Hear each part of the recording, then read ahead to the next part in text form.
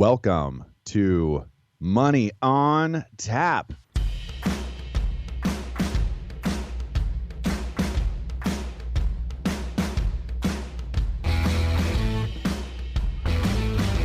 Money on Tap, your personal finance headquarters, where we bring out the professionals' experience and some fun in what we call three-dimensional investing, utilizing insurance, brokerage, and fee-based planning.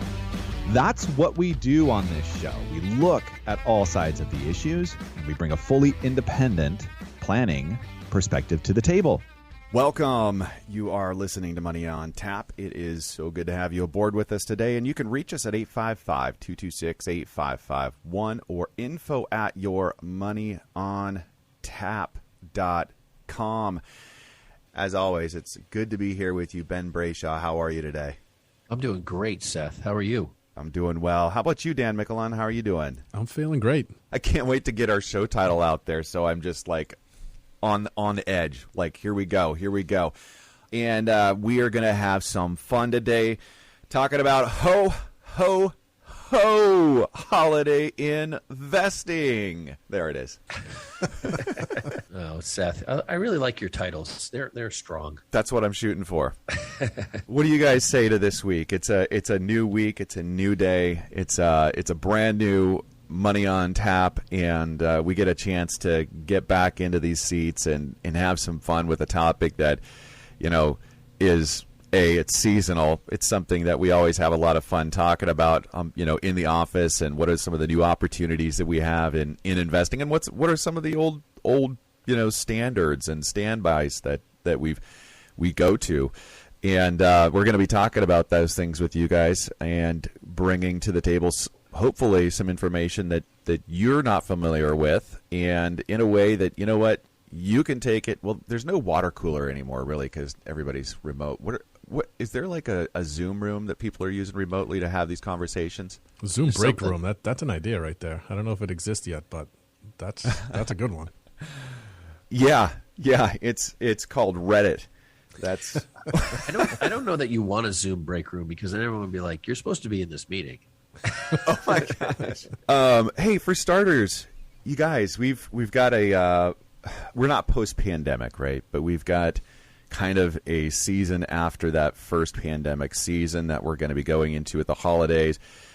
Here, just in Portland, Oregon, it was right about this time that we got the mandate that you could not have gatherings of more than 5 people. And so that was like what Thanksgiving was here and holidays was here. A little different for you guys, but this year I'm certainly hoping that everybody's able to be safe and get together and enjoy the holiday more traditionally. I don't think the mandates were that heavy. I mean, obviously the West Coast has been significantly more restrictive than the East Coast for the most part. So I don't think we had that for Thanksgiving and Christmas. I think it was a recommendation, right, Dan? I don't think it was a hard and fast mandate by any means, but yeah, there were some guidelines. But I think the number was 10, and they suggested face coverings and a whole bunch of nonsense. Yeah, I mean, the holidays for us, for my family anyway, we're a relatively small family, went off pretty much without a hitch last year. So, and by 10 people being the limit, I was able to strike Dan from the list with a fairly reasonable explanation. So yeah, some people got a real easy out with those relatives, didn't they? They just like, oh yes, thank you. Yeah, that's the other side of it too. Probably some people were like, yes, finally I'm going to be able to enjoy this Thanksgiving or this Thanksgiving turkey. I'll have some leftovers finally because Uncle such and such didn't go back for 4ths and 5ths on that. But then on the other side of that too, I mean, I was kind of remiss about some of the potluck things that other people typically bring. I'm like, where is the stuffing? Like, Mom's stuffing is not here. We need stuffing. And I don't say that on air very often, folks, but just so you know, you might want to grab that. Without further ado, guess what? It is time for Money in the News.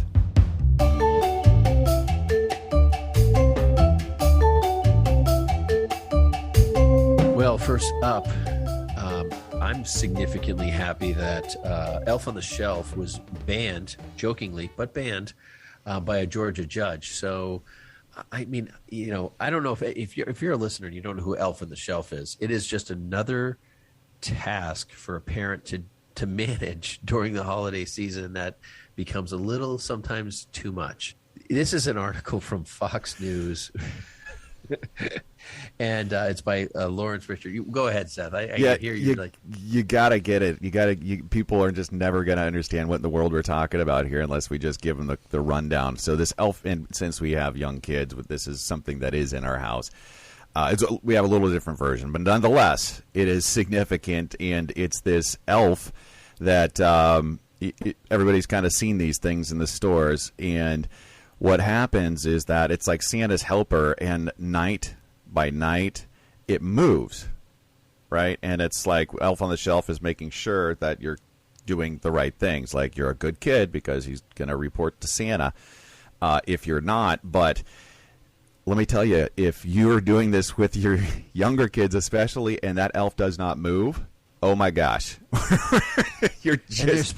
these elves are supposed to do like bad things. I mean, that's the other thing. Like they're supposed to cause trouble. I don't have that Elf on the Shelf, thank goodness, but I just have the one that reports to Santa, good or bad, and if the elf doesn't move, it's. I mean, you might as well have just told your 4 or 5-year-old that Santa doesn't exist, and maybe that's you anyways. But that's pretty much what you've done if you do not move this elf every night. A lot of questioning, a lot of crisis if elf is in the same spot. You wonder if Christmas magic is dead and who did it. And yeah, the elf doesn't move, and all of a sudden the kids are crying at school. My elf doesn't do anything, and everything else.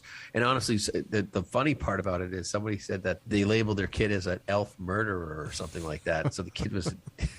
I think that was the other kids at school that were like, the elf, like probably reported the elf didn't move, and the other kids, said you're an elf murderer or some. That's kind of my takeaway on this, but it's a great joke. It's Judge Robert Leonard posted a tweet, and this is it's just fantastic. Basically, absolving parents of the Elf on the Shelf duties by making a mandate here that. Order banishing elves on the shelves in Cobb County. All a joke, but looks legit, signed. And so if this is you and you're thinking, hey, maybe this is something that would work well, feel free to go ahead and look that up and take it on over to your municipalities and see what they can do about your Elf on the Shelf this year. There's definitely a black market opportunity here, I think, in Georgia. A bunch of discount elves about to hit the market, so watch out. Gosh. So the average recruiter initially spends 7.4 seconds scanning a resume. So use these strategies to stand out in your job search. And this is from Michelle Fox, and that's CNBC or Fox CNBC. And this was actually a pretty nice resource for anybody out there in the job hunt to just get some keys on how to get your resume to at least to the second level, if not a little bit more of a glancing over before it gets passed on. Yeah, as someone who's been in the kind of hiring market for a little bit here, where we're still looking to bring on some help over at Brayshaw Financial, this article really called out to me, and some of the resumes that I see, you really just wonder what people are thinking. I mean, it really does run the gamut. Obviously, there's some very well put together ones, but there are other ones that really just don't give you a shot, quite honestly, if as a hiring manager like I am. If that's the initial impression you get, you're not going to get those 7.4 seconds, which was pretty shocking. I mean, I feel like anything that comes through reasonably gets a little more of my attention than that. But, imagine that. You get 7.4 seconds to make an impression. That's not a lot of time. Dan will give you a full 8. Dan will this is something I thought this was an interesting article, too, because we are looking for multiple people to hire. And, they talk about how format matters. I'll tell you, it matters. Detail is really, really relevant in our business, and something that comes across. And being flexible is obviously one of the points of the article. The cover letter I thought was interesting because I'll tell you, I won't read every resume, but I read every cover letter. I don't know. I just feel obligated to. So I thought that was interesting. The article points out that 48% of people read the cover letter. That's a pretty strong piece there. I hadn't known that. The other thing that's popped up, which is obviously an issue, is the vaccination side, right? So more and more people are reporting whether or not they're vaccinated, or people are looking to hire if they're vaccinated. Just for people who are listening, we do not require vaccination, nor do I want to know if you're vaccinated, because I believe it is your right. So just so that you continue to listen to the rest of the show, we're all going to tell you that we're vaccinated. So just let's get that out of the way. Well, I know people left and right who are losing their jobs because they can't, and they work 100% remote. I was just talking to somebody the other day, like, I'm 100% remote and I can't get the shot. I lost my job. So, I mean, there's a lot of concern around this stuff. The truth is that honestly, looking for employment, is something that is difficult right now. But the lower, the kind of the traditional jobs that are out there are really hard to fill. But on the skilled labor area market, it's really hard to fill those people. Those people are back to work for the most part. It's kind of like, hey, if you're looking for just kind of a 9-to-5 simple job, trying to make maybe it's a second job or trying to make ends meet, and husband works full time and you're just doing it. Those are the positions that are really understaffed. Skilled labor is definitely something that there's just not enough people out there to do the work. So, kind of an interesting scenario. If you're listening, send it to info@yourmoneyontap.com. Would love to take a look at your resume. Yeah, one thing that really stood out to me that I just think is important, as again, somebody who scans dozens of these things on a weekly basis. The quote here is, "Stop thinking so much about yourself and think more about what the reader is looking for and expecting to see." That really hit home for me. I mean, if I'm going to spend that full 8 seconds, as Ben allowed me to allocate towards dedicated resume time, there's certain things that we're looking for from the employer's perspective, from a skill set that we want to see. A little less of the graphics on the resume and personality traits and some of the other rather interesting stuff you kind of come across. And just another tip, and I suffer from this in my own writing world, but use spell check. Go ahead, clean it up a little bit. That's going to help you. I really appreciate you, Dan, and in doing that and being willing to spend that 8 seconds by whatever the copy is. And one of the takeaways that I had here was when people kind of list like the job responsibilities that they currently have, not really the contributions that they're making. It's just a different perspective. I don't know that anybody really, I mean, it's nice to know that you can do those things, but, really try to highlight, like think of it as a highlight reel if you were to, be posting or sending your highlight clips off to the college to see if you could join their team or get an offer from their team. Pull out the best of and find a way to get that captured again without the decals. Or what were you talking about, Dan? There's all kinds of graphics. There's graphics, flowers, yes, and cats, and I've just seen some stuff lately, and it's I would enjoy those. Pointless. However, you're probably going to be talking to Dan, so just get that out of there. Yeah, skip all that. Seth and I will give you a cool 10 seconds, no question about it. It's a cool 25% more time than Dan will give you. So you better hope your resume hits Seth. If you put the money on tap logo, if that's what you're working with on the graphics, now we're talking. You're hired. That's going to get you 16 seconds easy, no problem. Hey, CNN Business, thank you, because it's Chris Isidore or Isidori that brings us a little bit of news here. A little bit. It's actually like one of the most impactful stories of the week, and that is taxes, not Twitter, are the real reason Elon Musk might sell some Tesla shares.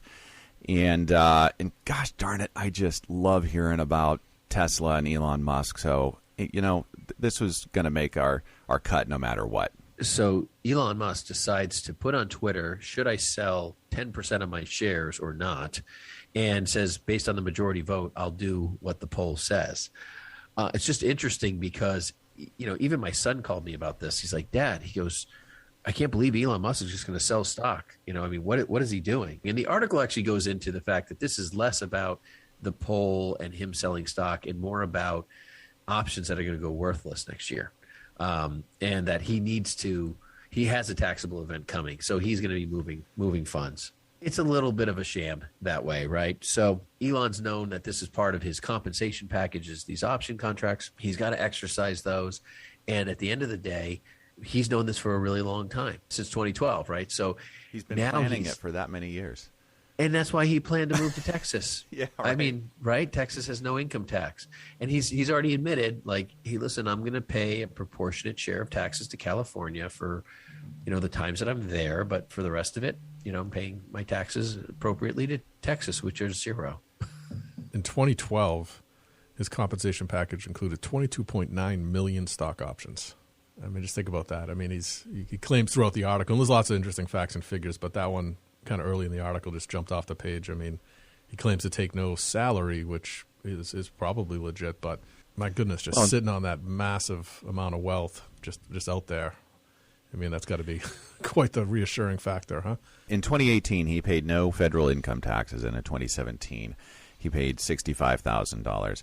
Is it the tax bill here is about $27 billion on these shares? And that's the federal tax on this. No, excuse me, $11 billion, moving around $27 billion at today's at the market value today, but roughly paying $11 billion.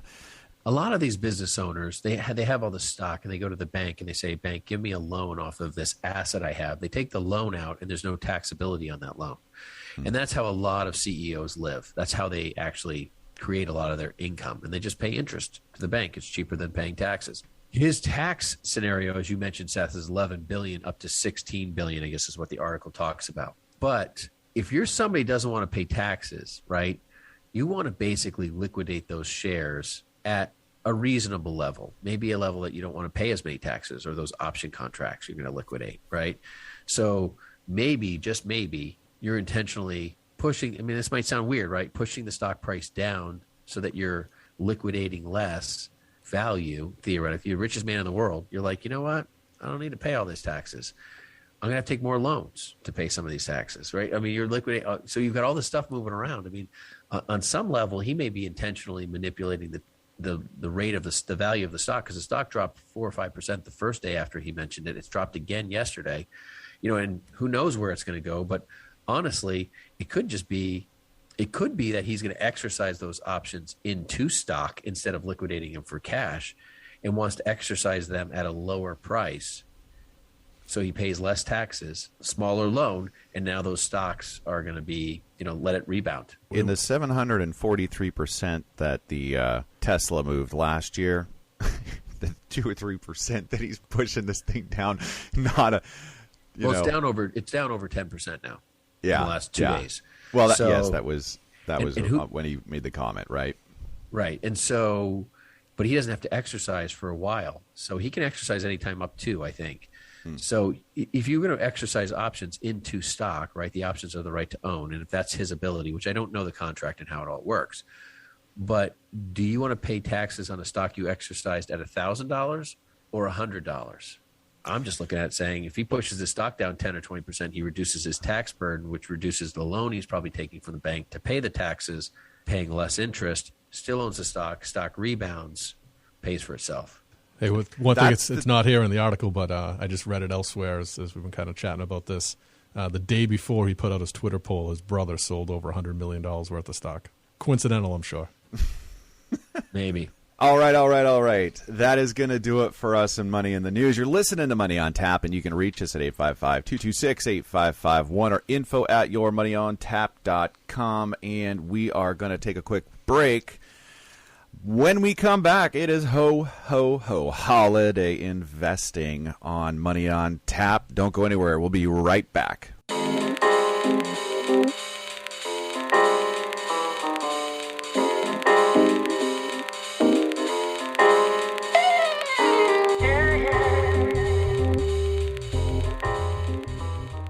Hey folks, Seth Cressman, Brayshaw Financial Group is our company, and we bring to you Money on Tap. I say we, that's Ben and I.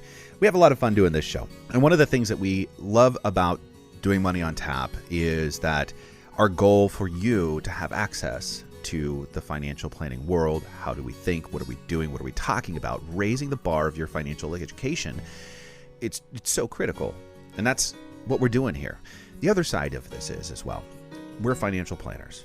If you are looking to work with a financial planner, if you want to have that playbook for you to understand the important things right now and how you're going to get to your goals or how you're going to retire successfully, that's what we're doing as well. If you have $250,000 of investable assets, give us a call. It's free to you, and it is worth your time to pick up that phone and give us a call and discover what complete wealth management looks like. Ben and I are excited about the opportunity to partner with you and give you that financial plan that's going to make the next step so much better understood and get you where you need to go. Now back to Money on Tap with Ben, Seth, and Dan.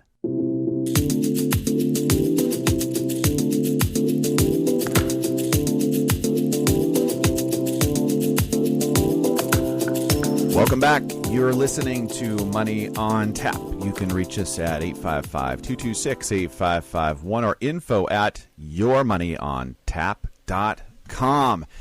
And it is a pleasure to have you with us today, everyone returning or listening to us via podcast, however you found us. It's a lot of fun. We just want to appreciate you for being here. Could be spending your time right now doing all sorts of other stuff.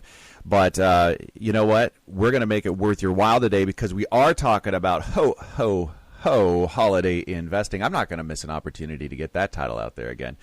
And to start us off, Dan, would you please do us the pleasure of getting the information out there, giving us the lay of the land here when we're talking about holiday investing? Yeah, no problem. So, kind of the holiday season and the shopping season anyway usually starts with Thanksgiving, with Black Friday, the day following, right? Although this year, at least at my house, I've been hearing about how we need to kind of jump the gun and get into it a little bit early. A lot of the blame there is going to supply chain issues, but I think my wife just likes shopping is really the answer.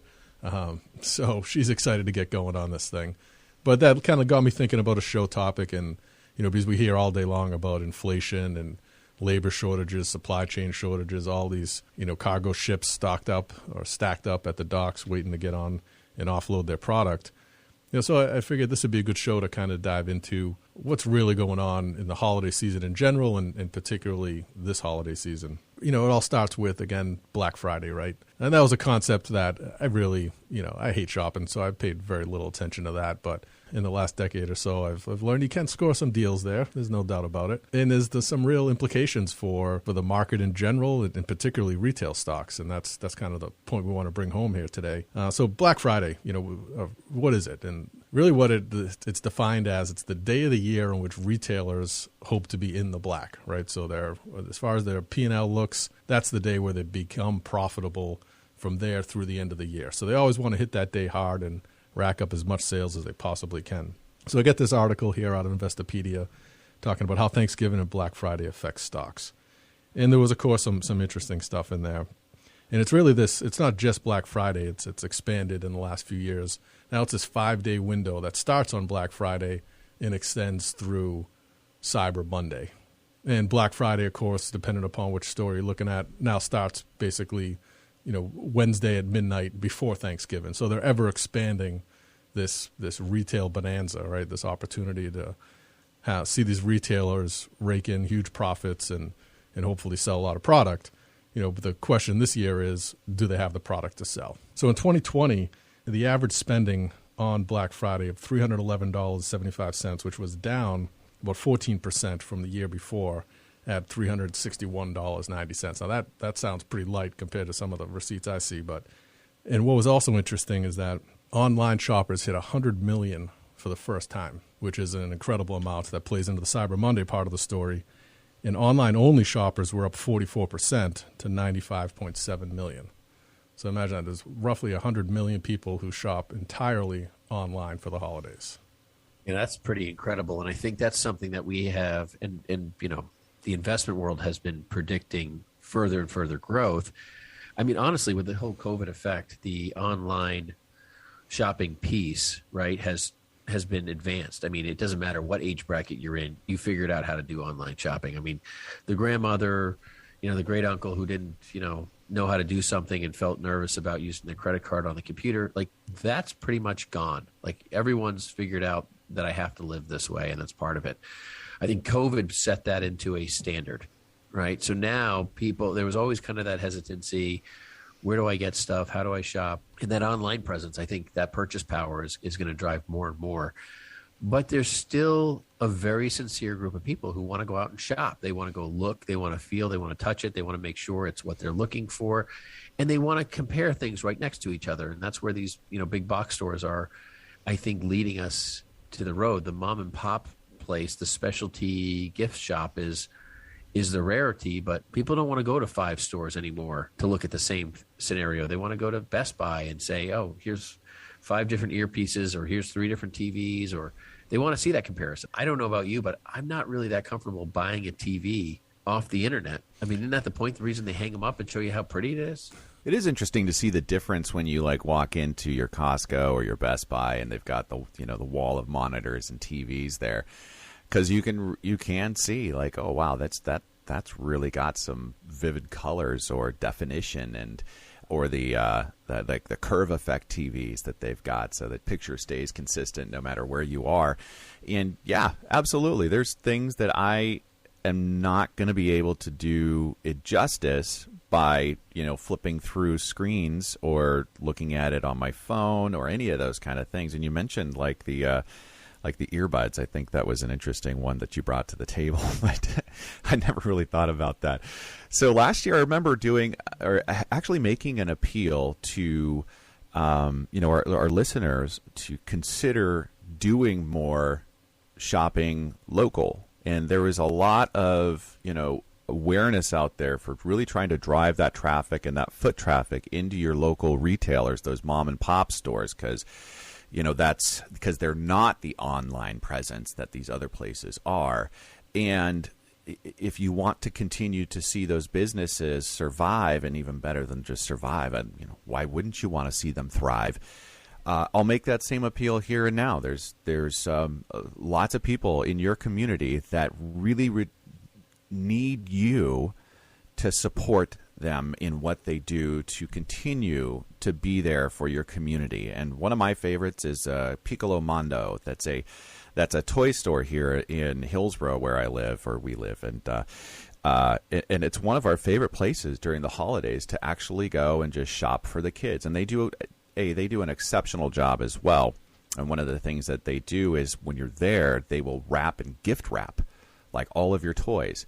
If you're doing holiday buying and you're like us that save the gift wrapping until the night before, that right there put like hours upon hours back onto our plate where we could actually enjoy a Christmas Eve again and not have to be running home to try to get all of our gift wrapping done. Never mind the procrastination. It's just typically what has happened in our house. I wish there was one of those here that would get a lot of business from me, because I am a terrible rapper. I mean, it's atrocious. I'm like, I've heard you spit some rhymes. You're pretty good, Dan.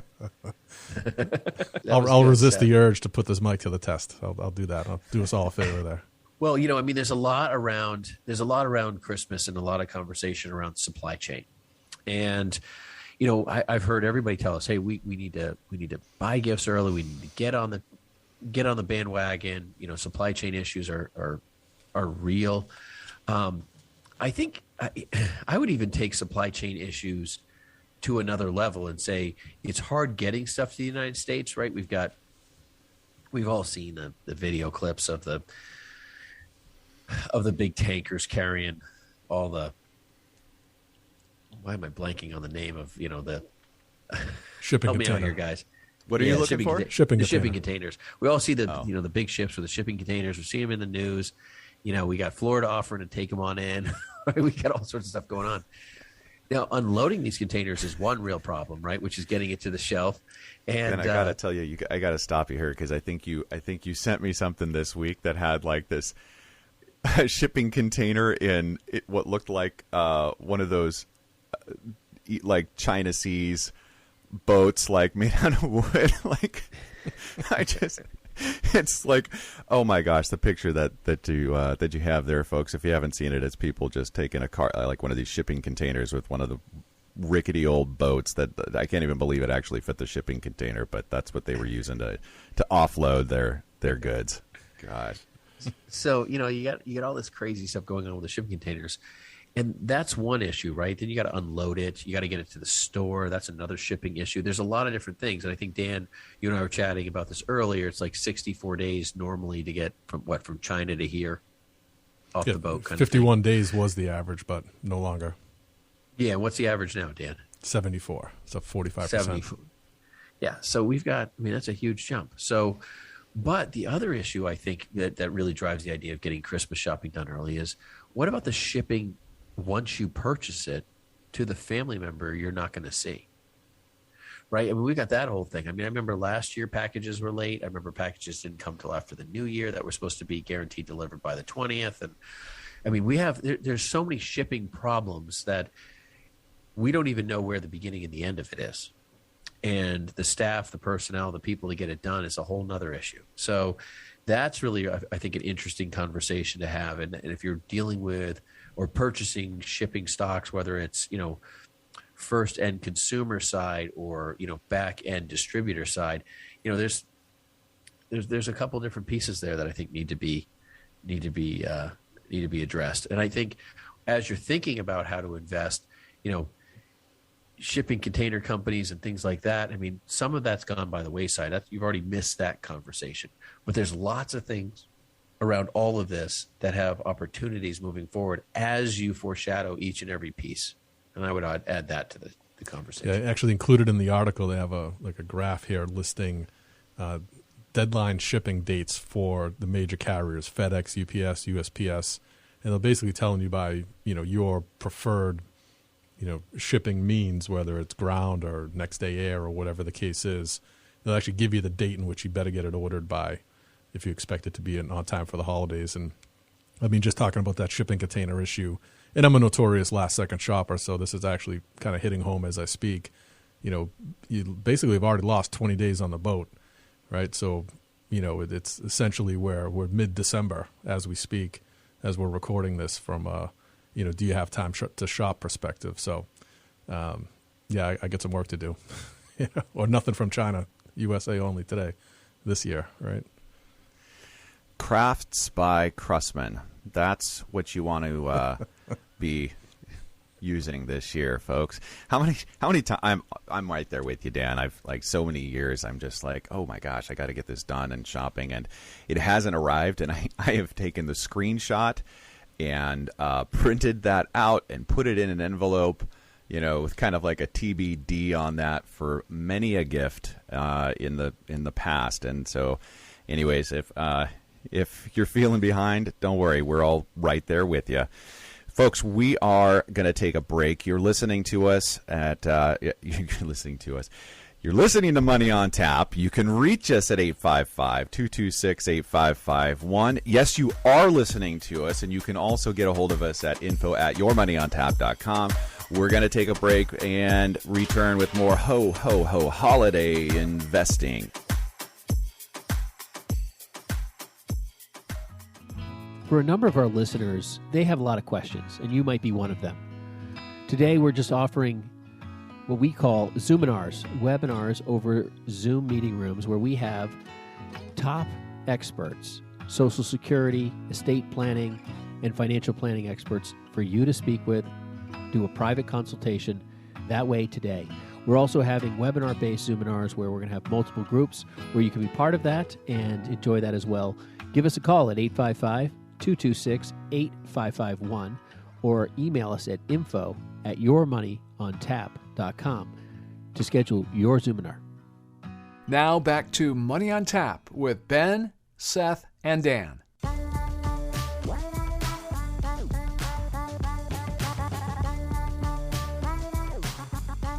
Welcome back. You're listening to Money on Tap. You can reach us at 855-226-8551 or info@yourmoneyontap.com. And we are talking about ho, ho, ho holiday investing. Folks, if you're just jumping into this, this is a lot of fun for us because we are going to be talking about some of the retail stocks in the sector. We've talked about, this is a holiday season, and why is it even important as far as investors go, and what are those, retail stocks looking for? Going back to the Black Friday, that's traditionally where retail stocks have had an influx of money moving from your pocket into theirs as the sales increase, and finally put those companies into the black, making them profitable. That's why that Thanksgiving Black Friday, day after Thanksgiving Black Friday, has been such a mark of delineation for these companies. And also a lot of people are looking at that as our economy as well, because there's such an influx of money during that day that it really is kind of like a leading indicator for the health of the economy and how a lot of the rest of the sectors potentially can be what can be happening in the rest of the market for the rest of the year. We of course want to take a look at those as some correlation and some different things that we think are very interesting in investing. But there's a whole bunch more to this story this year, which happens to be our first year kind of rolling out post-pandemic. There's a whole bunch of buying that has now gone from the foot traffic in the stores to the online marketplace, and 100 million online shoppers last year. So what are the things that possibly this year are making differences, and what are some of the places we think it's worth spending some time to talk about? Ben, I know you've got some great black market ideas over there, but do you have any actionable advice for the rest of us? I'd like to think I do, Seth. We've talked about some of the investing pieces out there. We did find an article on just for fun here, but it's a NASDAQ article, and it talks about the 5 solid retail stocks to buy ahead of the holiday season.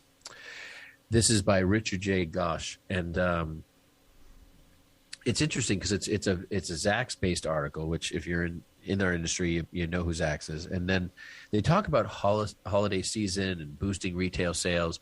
And there's actually, they talk about the projected jump between 7 and 9% will exceed the 2020's increase of the 5.8%. And they dig and dig and dig. And really what they're talking about is spending. And a lot of this comes into an inflationary conversation, right? So, we're dealing with inflation that's out of control, in my opinion. I don't think this is managed. I think the Fed is trying to perceive and make people believe they have things under control. But honestly, as long as oil runs rampant, and we have a war on oil with this current administration, they're talking about shutting down another pipeline. Oil moves everything. Oil heats everything. Oil pretty much lights up everything. Oil fuels over 90% of all the electric vehicles out there. Okay, oil is the thing that runs this globe. And I think the world doesn't really realize that in the way that we are so interdependent on almost every scale of it everywhere. Even hydrogen and the idea of hydrogen vehicles requires fossil fuels to create the hydrogen. It's just, we talked about that in the show.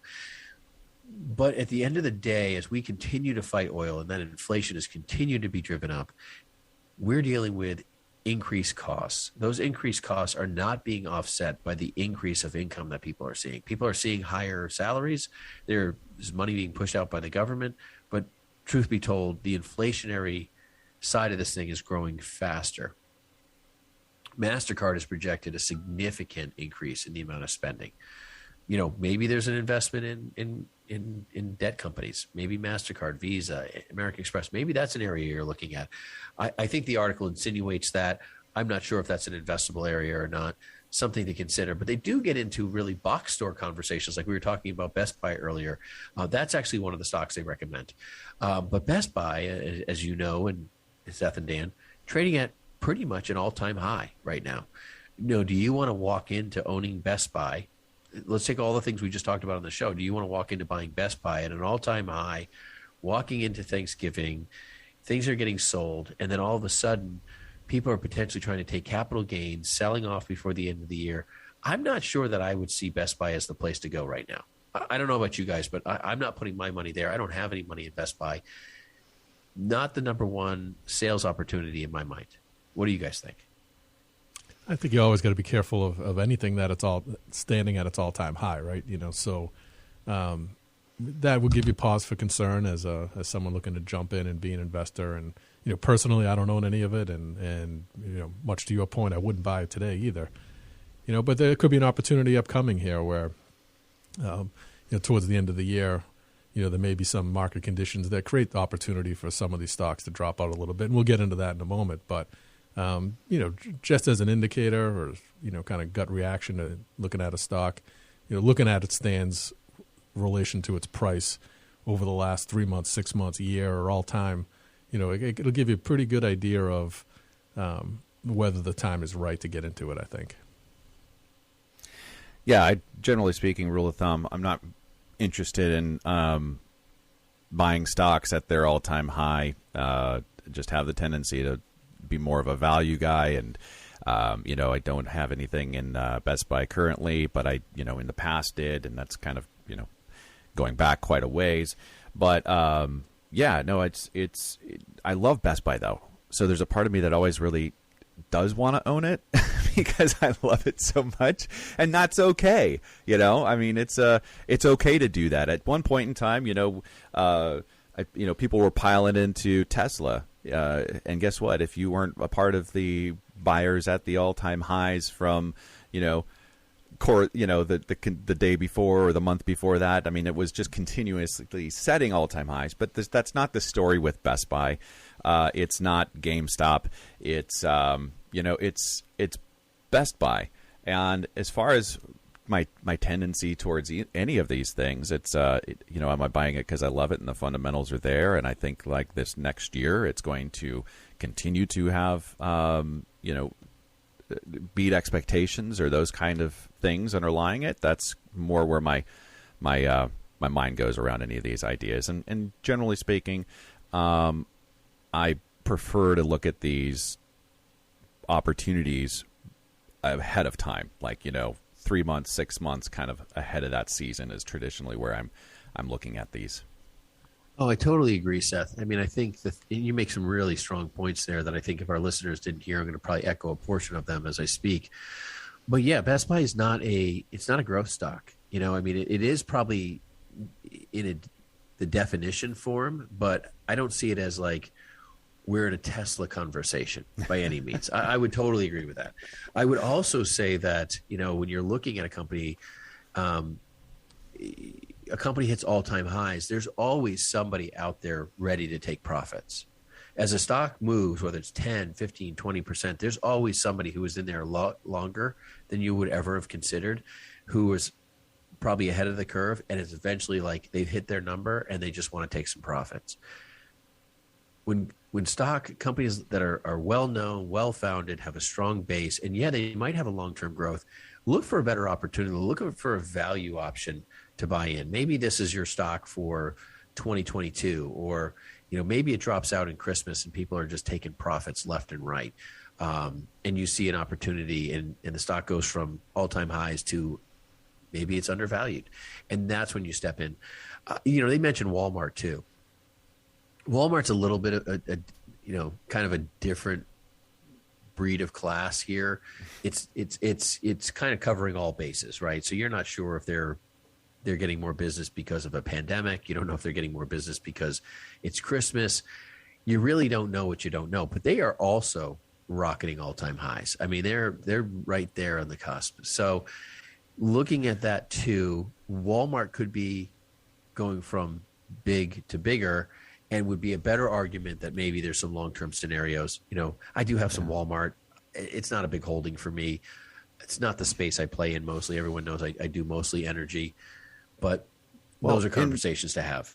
Yeah, no. If you just take a look at that Walmart conversation again, it's a completely different animal than your Best Buy, which is more of that specialty retailer. And Walmart has been doing a lot to translate into more of that Amazon conversation, and the consumer staples is where they're. I mean, if people are getting their weekly, what they're buying all day long, all year long from Walmart. And if you take a look also, yes, at an all-time high, but if you also take a look at the trend in that, that's one of those things that you consider in something that's not necessarily like the growth story, right? You still can have value inside of something like Walmart, right.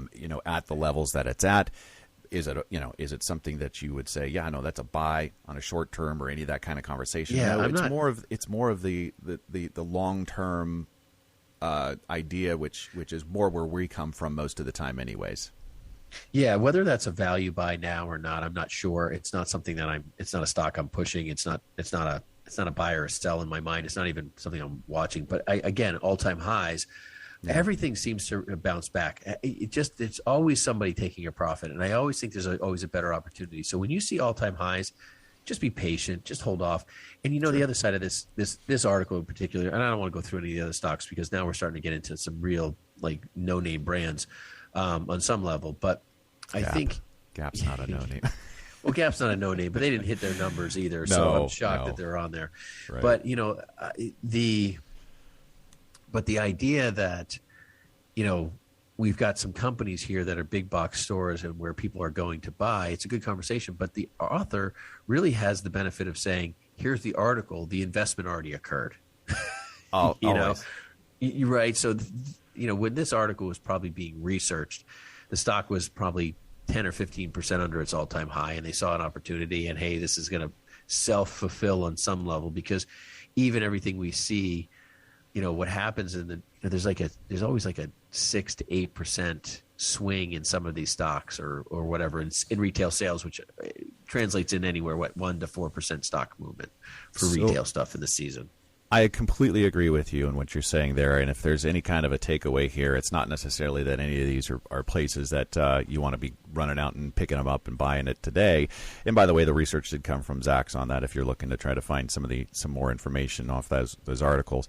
But these are watch list things. If you're engaged, if you're somebody that's out there right now looking, always be thinking ahead and be adding some of these ideas into your strategies and be creating your rules around what an entrance point would look like for you, what an exit strategy would look like for you. Understand those things, of course, before you're even going down the road of actually adding to a position.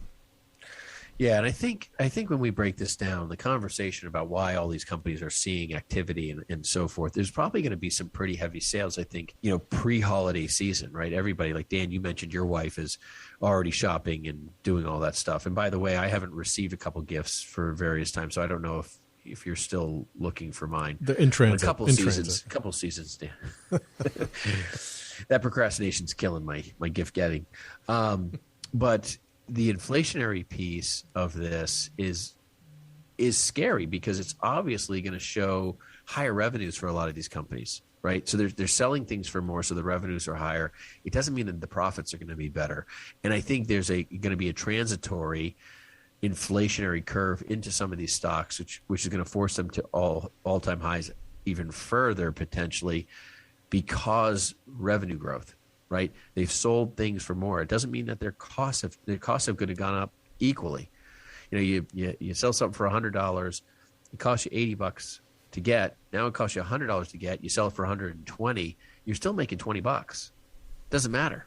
It just cost you more. So you sell it for more. To that point, I read something here and getting prepared. Speaking of the container ships, right? So to ship a container from China, pre-pandemic cost $3,847. Today, because of the lack of those containers, they're running at $17,377. Holy cow! So there's a little inflation right there just in getting it across the ocean. What is that? That's almost 5 times, 4.5 times the cost. It's incredible. Well, $20 is no longer that $20, is it?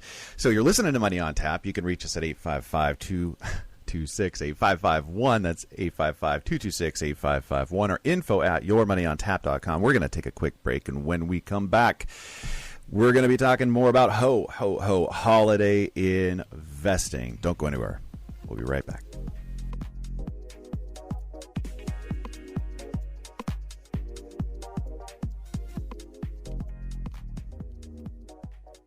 Folks, we have a lot of fun doing this show. Money on Tap, and Ben and I have been financial planners for years and years, and our goal here with you is to bring you into the room, have the conversations that we have. We think these are critical conversations for you, but we understand this is a limited space, and what we'd love to do is to open the doors to you with us at Brayshaw Financial Group so you could experience what it means to have three-dimensional planning in your life. Let's take a look at all sides of your situation, your scenario, and see how we can put together the best plan possible, taking into account your risk. How much can you have in the market? How much do we need to have set aside and doing different things for your life? That's what we do as planners, how we engage with you, and we welcome you to do that with us. You can reach us at 855-226-8551 or info@yourmoneyontap.com. Now, if you have $250,000 that are investable assets today, our planning is free to you. We want you to have the playbook to have a successful experience in retirement. Give us a call, 855-226-8551 or info@yourmoneyontap.com. Ben and I welcome you to Brayshaw Financial for complete wealth management. Now back to Money on Tap with Ben, Seth, and Dan. Welcome back. You're listening to Money on Tap. You can reach us at 855-226-8551 or info@yourmoneyontap.com. And we've been having a lot of fun talking about ho holiday investing. Dan, I want to thank you for everything that you've done so far, but also because this next piece is one of the best parts of this show, and I want to just hand it off to you on the January effect. Yeah, this is an interesting thing. It's it's a theory out there about how the market behaves, around year end for a couple different reasons, and there's some thought to this year being amplified, largely because of some suggested tax code changes that might be around the corner for us. But the January effect, really what it does and what it says is that, around year end, for a multitude of reasons, see fund managers and people that have stock positions, take action on them for a number of different reasons. And what was typically kind of always been the case, people go through this process of loss harvesting is a term that we use, loss harvesting. So right before year end, if you've got stock positions or investments of really any kind that are down, people will sell them and absorb the loss so that they can write it off in their taxes. So it's a very common practice, something that people do to offset gains they've accrued over the course of the year. So you expect to see that happen every year. But this year, what's a little bit unique is that because of the capital gains tax law changes that the administration's proposed going forward, you're going to see people very likely selling positions that stand at a profit so that they can take that capital gain in 2021 versus 2022. And I think kind of leading into or backing in, away from the conversation about some of the stocks that we were discussing previously that are at all-time highs, those could be stocks that are going to get sold this year where they normally wouldn't right at year end, which could create a little dip. And, with this whole notion you hear all the time in, investment publications, buy the dip, right? So because of people and institutions looking to take that capital gain in 21, you could see some real quality stuff pop into the market at discount prices, which would be an opportunity to take advantage of. Wow, I love it. It's so many different moving pieces. This is not your traditional seasonal January effect because of the factors that you just listed there, Dan, where there's the possibility of some increases in taxes. There could be a very unique opportunity to buy over the next 2 or 3 months, and that's something that could happen either on the front end or the back end. People taking profits, things getting oversold quickly just because people are taking profits in a certain area or domain. And I would say, we could potentially, post December 1st or Thanksgiving, middle of December, look at people just dropping stock after stock after stock. I think we could see just a pullback for people to reset their cost basis for people, basically say, hey, I own the stock at 50, it's worth 100. I'm going to sell it, pay the taxes on that $50 gain, and then now I have $100 cost basis moving into whatever craziness we have ahead of us. And I just think that's a great point, Dan. I completely agree, and I think it's very, very well could be kind of one of those, once we may not see something like this for a long time, just as the market goes and as, investing and investors goes, the sale of so much stuff out there because of, like Ben said, resetting cost basis or, trying to take advantage of the current tax rates. It's going to be very, very interesting to see. And if you are engaged in the market and looking to take a look at what are the opportunities moving forward, you can reach us at 855-226-8551 or info@yourmoneyontap.com. We enjoy the opportunity to sit down with our Money on Tap listeners and help them through, whatever the circumstances are for you. There's no, rubber stamp method here. Everyone's an individual when coming to work with us at Brayshaw Financial. And we just always want to say thank you to you for listening and for coming on into Brayshaw Financial and working with us here, you guys. We appreciate you. And we can't wait to come back next week with more Money on Tap. The views expressed are not necessarily the opinion of this radio station and should not be construed directly or indirectly as an offer to buy or sell any securities mentioned herein. Investing is subject to risks, including loss of principal invested. No strategy, product, material, or tool mentioned can assure a profit nor protect against loss. Please note that individual situations can vary. Therefore, the information, products, materials, or tools mentioned should be relied upon when coordinated with individual professional advice. Past performance is not a guarantee of future results. This show may be subsidized in whole or in part by a product sponsor or issuer. Securities and advisory services offered through SagePoint Financial Incorporated, member FINRA SIPC, and a registered investment advisor. All other services offered through Brayshaw Financial Group LLC are independent of SagePoint Financial. SagePoint Financial and Brayshaw Financial Group do not provide tax or legal advice. Main office is located at 116 South River Road, Bedford, New Hampshire, 03110, and can be reached at toll-free 855-226-8551.